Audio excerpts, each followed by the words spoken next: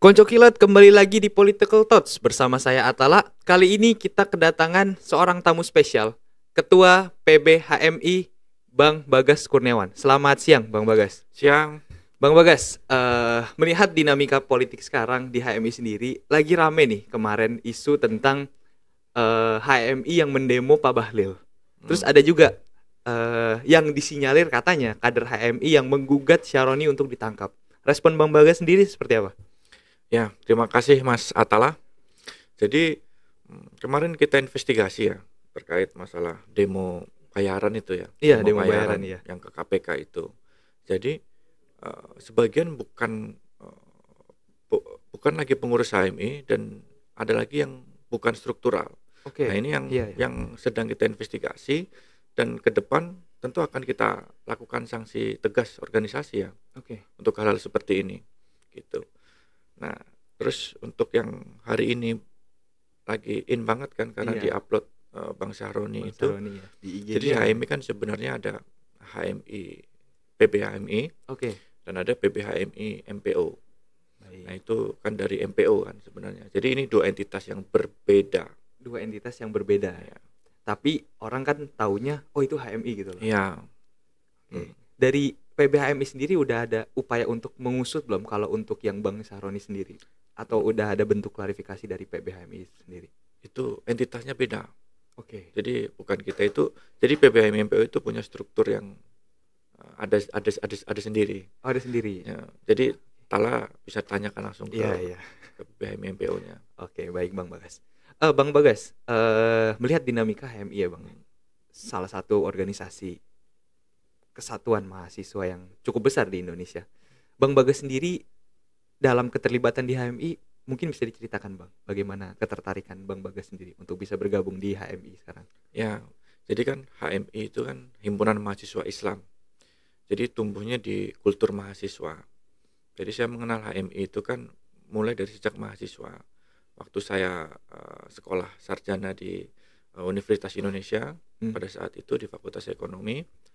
Kemudian saya tertarik untuk masuk HMI.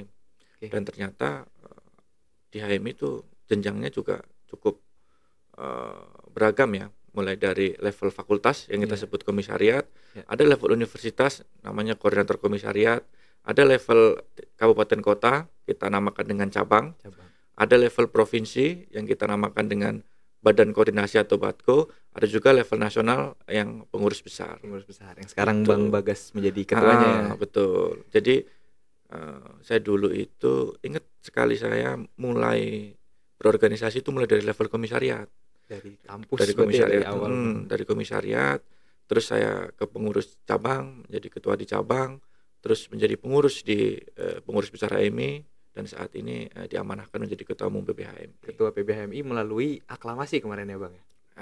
Ya di Pontianak kemarin. Di Pontianak kemarin ya. Bang Bagas, kalau kita dengar kata HMI nih, kalau Bang Bagas pernah bilang ada yang namanya 3M nih di tubuh HMI. Nah itu gimana tuh Bang maksudnya tuh Bang?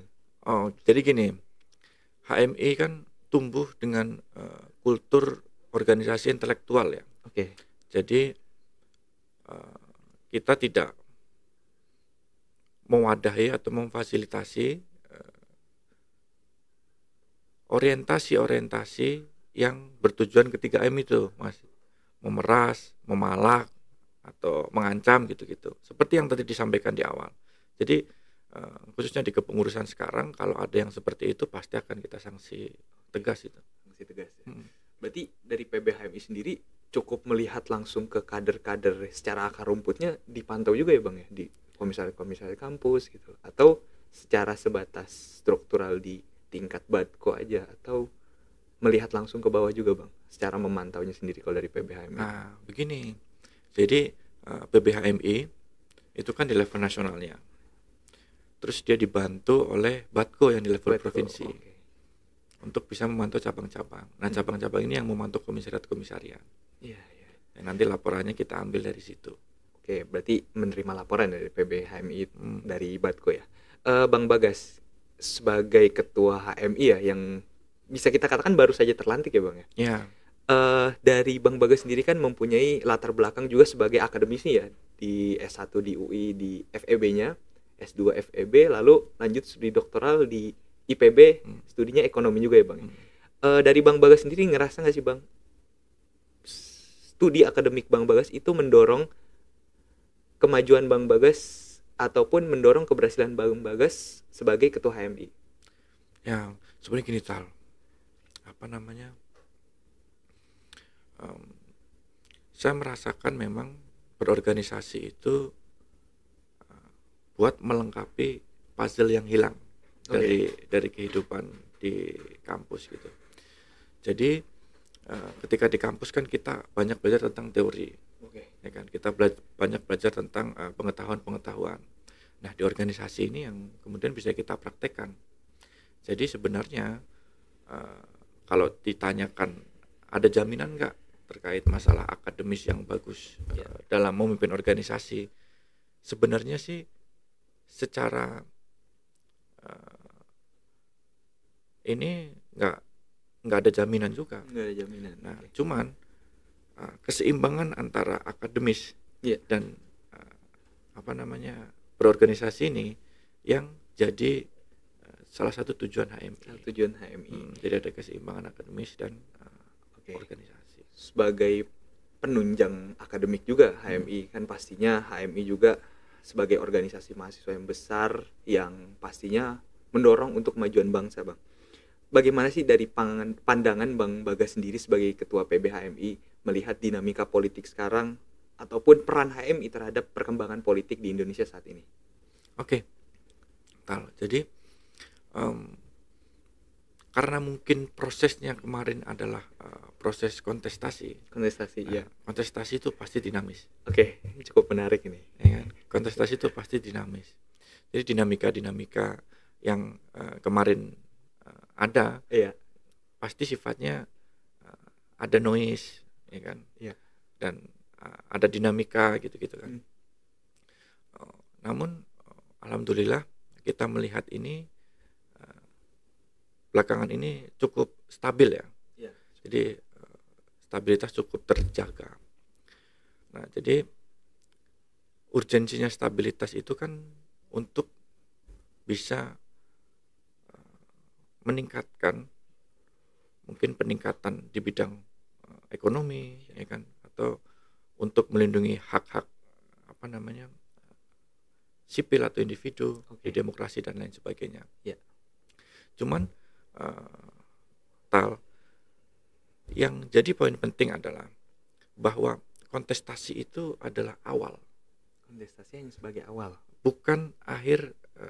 Jadi kontestasi itu kan suatu prosedur untuk kemudian memilih pergantian pemimpin. Nah, ke depan kepemimpinan ini yang tujuannya untuk bangsa yang lebih maju ini perlu ada check and balance. Ya kan? Nah, perlu ada check and balance yang melibatkan masyarakat yang lebih luas.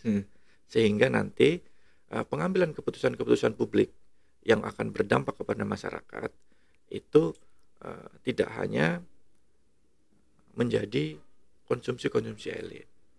Gitu. Apakah Bang Bagas bisa mengklaim bahwa HMI sendiri berperan aktif dalam menyeimbangkan check and balance antara oposisi maupun petahana itu sendiri, Bang? Gini, jadi HMI kan bukan partai politik. HMI bukan partai politik. Dan kita itu tidak membolehkan kader kita itu masuk sebagai partai politik. Nah, jadi harus dibedakan nih, kader HMI dan alumni HMI. Nah, kader HMI yang saat sekarang aktif menjadi kader HMI itu tidak boleh menjadi anggota partai politik. Ya kan? Tapi kemudian selepas ber-HMI menjadi alumni HMI, mereka berpolitik tidak masalah. Gitu. Nah, politik HMI itu sebenarnya kita mengangkat politik value, politik nilai, dan juga gagasan-gagasan yang bisa menjadi masukan untuk bangsa ke depan. Kan tadi Bang Bagas sempat bilang ya bahwa kader-kader HMI ini tidak diperkenankan ya kita bilang untuk terlibat langsung sebagai kader dari partai politik. Betul. Tapi ada beberapa mungkin ini di masyarakat juga yang kita mengenal politik gerbong ya. Di HMI itu ada gerbong mendukung salah satu paslon ini, mendukung paslon ini. Nah, respon Bang Bagas sendiri gimana Bang terhadap kader HMI yang menyatakan dukungannya terhadap salah satu paslon di pemilu kemarin katakanlah? Kalau saya kan memimpin, saya dilantik itu Januari. Januari. Jadi menjelang pemilihan. Jadi selama saya pelantikan sampai menjelang pemilihan tidak ada HMI mendukung 1, 2 atau 3. Oke. Gitu. Iya. Tapi walaupun cukup banyak ya, kayaknya kalau kita lihat ada yang menyatakan dukungan ke sini, komisariat ini. Mungkin ataupun lebih secara personalnya aja kali ya. Kalau secara personal itu seperti apa Bang? Nah, kayaknya enggak deh. Tapi mungkin alumni ya. Lebih banyak. Sama kayak misalkan gini. Tala bersekolah misalkan di mana? Di S1 ya atau S1 kebetulan saya di Jogja, di Muhammadiyah. Di Jogja misalkan, di Muhammadiyah Jogja. Kan institusi Muhammadiyah Jogjanya tidak berpolitik. Oke. Ya kan? Kemudian ada yang menjadi alumni Universitas Muhammadiyah Jogja, masuk ke partai politik, terus mendukung salah satu paslon seperti itu ya. Program politik atau politik praktis itu kan konteksnya lain. Sama kayak di HMI kan, HMI karena himpunan mahasiswa, jadi tatapannya atau view-nya itu view mahasiswa juga. Jadi HMI kayak second university sebenarnya. Second university. Oke. Berarti yang kita katakanlah kader yang mendukung salah satu paslon tertentu itu kurang cukup benar ya kalau dari Bang Bagas sendiri ya. Oke Bang. Melihat dinamika politik lagi dari Bang Bagas sendiri untuk HMI sendiri dalam memperkuat kader-kadernya, apakah ada upaya-upaya dari Bang Bagas sendiri ataupun dari PBHMI itu sendiri untuk bisa menunjukkan ataupun membangun kader-kader yang berintelektualitas secara wawasan kebangsaannya maupun wawasan keislamannya? Dari PBHMI sendiri apakah sudah ada upaya tersebut? Ya, jadi gini Tal. Di PBHMI itu ada jenjang. Ya kan? Jadi ada namanya LK1. Jadi orang kalau mau jadi pengurus komisariat dia harus masuk latihan kepemimpinan atau latihan kader 1 ini. Ya. Terus dia setelah LK1 ada juga LK2. Ada juga LK3. Jadi kalau masuk PB nih kayak saya nih, itu harus LK3. LK3 ya. Nah, kira-kira dari situ kemudian kita bisa memasukkan nilai-nilai HMI itu. Jadi mulai dari trainingnya, kurikulumnya, dan lain sebagainya. Nah, ke depan kan tantangan kita, Tal, bukan cuma HMI ya, bagi generasi muda adalah bagaimana bisa bergerak inovatif dan kreatif. Oke. Ya kan? HMI sebagai organisasi yang orientasinya pada kebangsaan dan keumatan, jadi ada Islam dan nasionalis di situ, atau keislaman dan kebangsaan itu, itu punya beberapa part nih. Tujuan kita. Nah, tujuan kita itu kan ada, kita sebut dengan 5 kualitas insan cita. Yang pertama itu menjadi insan akademis, yang kedua menjadi insan pencipta, ketiga insan pengabdi, keempat insan bernafaskan Islam, dan yang kelima insan yang bertanggung jawab. Kira-kira itu. Nah, untuk bisa menjadi generasi yang inovatif dan kreatif, ya kan, ke depan ada beberapa pengetahuan dasar yang kader-kader juga harus punya. Mulai dari pengetahuan tentang individunya, misalkan kayak Tala nih, suka di bidang jurnalistik, gitu-gitu kan, individu tuh. Terus bidang keorganisasian, ya kan. Ini penting juga. Terus pengetahuan tentang kedaerahan, pengetahuan tentang Indonesia, dan juga isu global. Oke. Ya, kalau di kampus tuh mungkin bidang ya dibilangnya ya, kalau di divisi-divisinya gitu ya. Oke Bang, kan tadi kita udah ngebahas tentang pengkaderan di HMI. Nah, sekarang kita mau tarik ke belakang lagi. Nama HMI sendiri Himpunan Mahasiswa Islam, pastinya berangkatnya dari anak-anak mahasiswa nih Bang.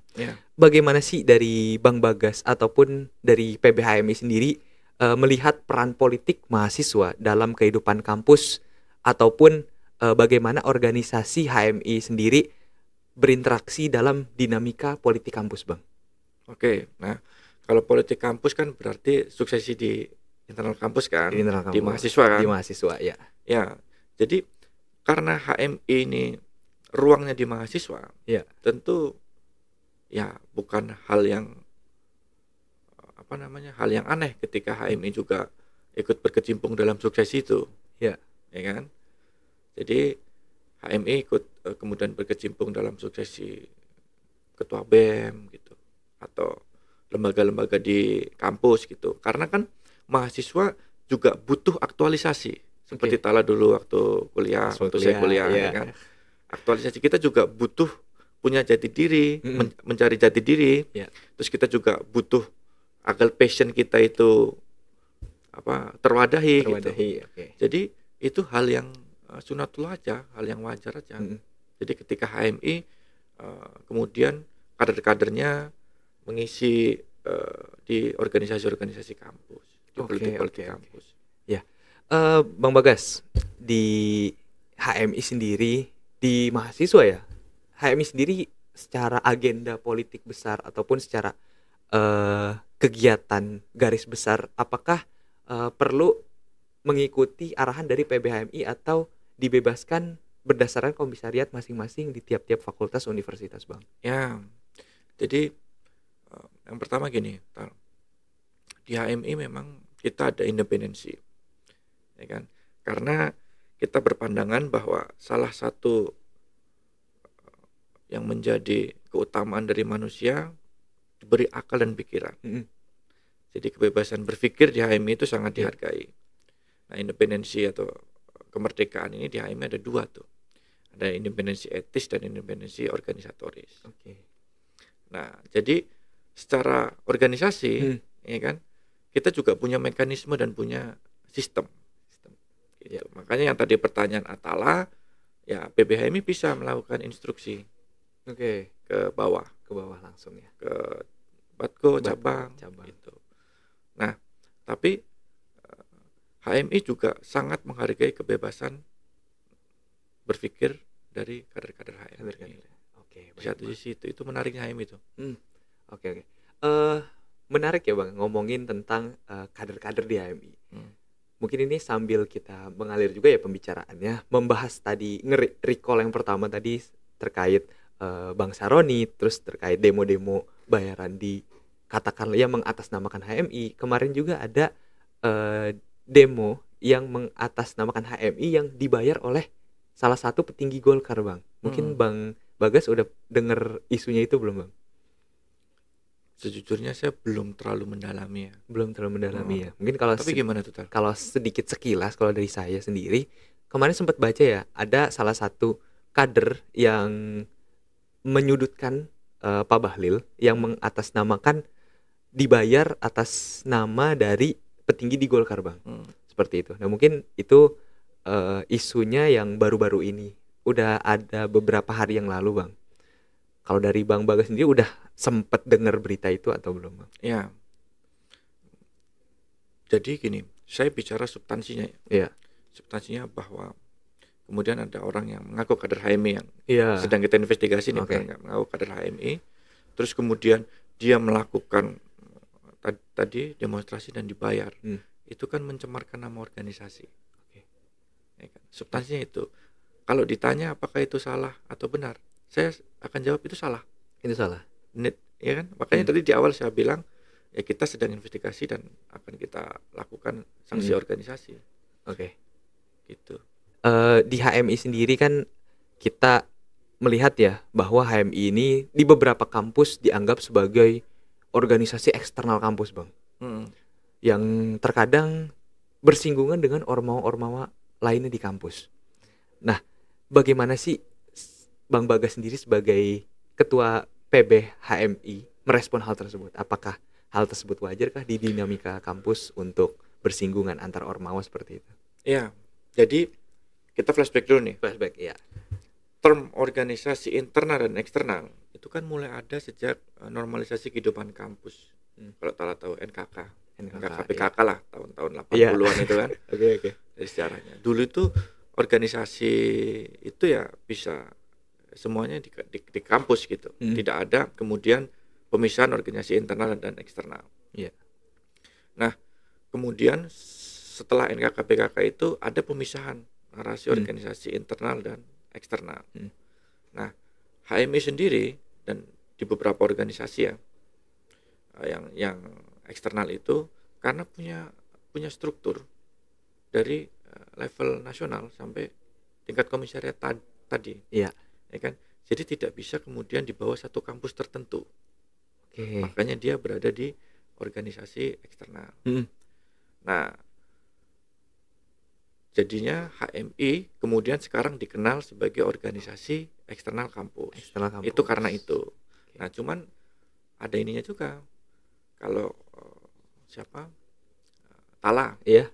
misalkan masuk di unit kegiatan mahasiswa di kampus misalkan, itu kan nggak ada misalkan BEM UNY cabang Jayapura, atau BEM atau apa misalkan organisasi di UNY tapi cabang Aceh gitu nggak ada.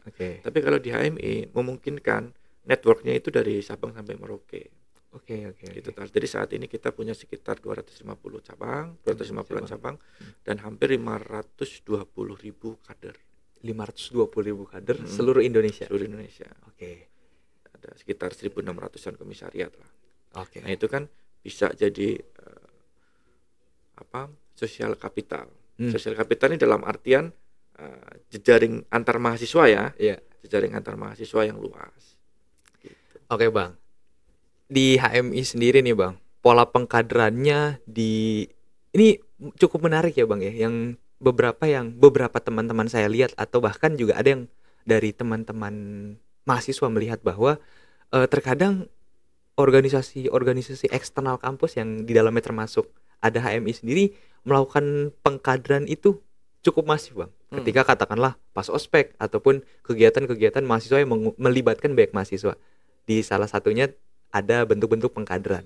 Nah, apakah di HMI sendiri, Bang, lebih mengedepankan bentuk pengkaderan secara kuantitas dibandingkan kualitas ya, Bang? Apakah emang seperti itu bentuk pengkaderan di HMI atau memang upaya untuk mengajak mahasiswa untuk bisa bergabung di HMI, Bang?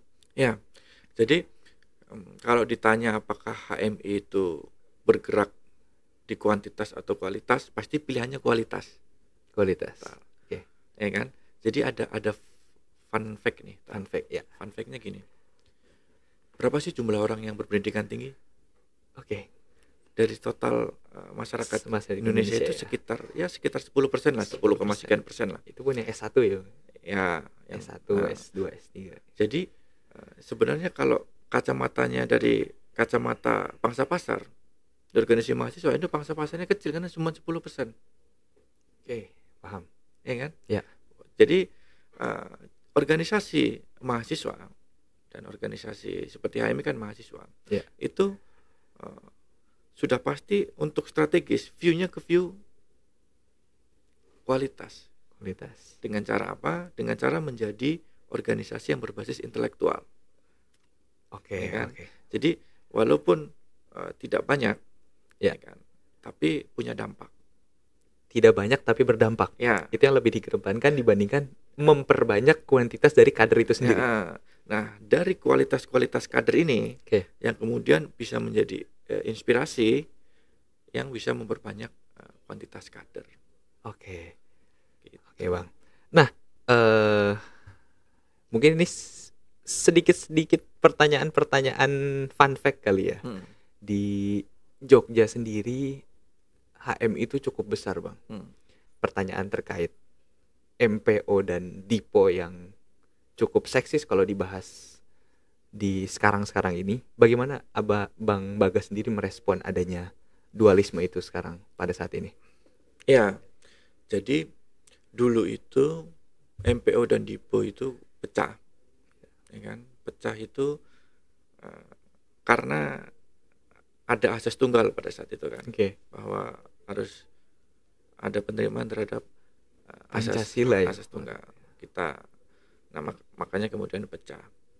Ada MPO, namanya Majelis Penyelamat Organisasi kalau nggak salah ya. Dan ada Dipo karena pada saat itu sekretariat kita letaknya di Jalan Diponegoro. Ya. Nah, cuman sekarang udah pindah. Di Guntur, di Jalan Sultan Agung. Nah, pasca reformasi kan sebenarnya udah kembali lagi kan. Iya. Asas HMI juga udah kembali lagi ke Islam. Udah sama sebenarnya. Cuman karena terlalu lama nggak bersama jadi susah bersama. Oke. Jadi sekarang jadi dua entitas yang beda. Jadi Iya. ada PBHMI, Heeh. PBHMI dan PBHMI MPO. PBHMI MPO. Nih Bang, ini fun fact lagi ya. Kalau kita kan denger-denger, kader HMI itu membedakan panggilan seniornya. Ada yang manggil Kanda kalau dia di komisariat itu banyak maunya. Ada yang bilang Kakanda kalau banyak mau tapi banyak dikasihnya. Ada yang bilang juga yang mulia. Yang mulia tuh sebutan buat yang paling banyak sawerannya tapi sedikit mintanya. Itu bener gak sih Bang? Atau hanya sebutan-sebutan